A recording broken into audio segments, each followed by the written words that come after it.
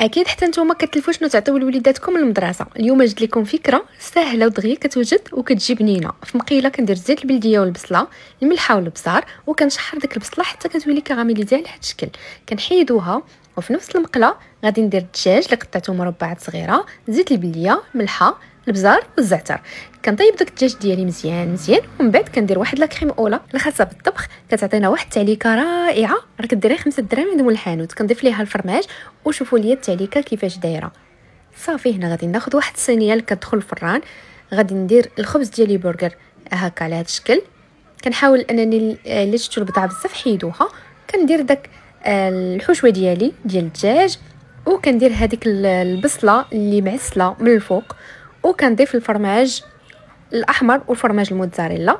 كندير شويه ديال المعدنوس من الفوق، وكندخل الخبيزات ديالي يتكغاتيناو في الفران. هنا من بعد ما طابوا ليا شوفوا ليا كيفاش جاو كيحمقوا محمرين ومعلكين، ما تشبعوش منهم، ضروري تجربوهم وتعطيوهم لوليداتكم. هنا خديت لي لانش بوكس ديالي كندير فيهم الخبيزات ديالي، وهنا درت شويه ديال الخيار وشويه ديال المطيشه وياغورت مع الجرانولا. الا بغيتوا الجرانولا قولوا لي نشاركها معكم حتى هي، وبالصحه والراحه.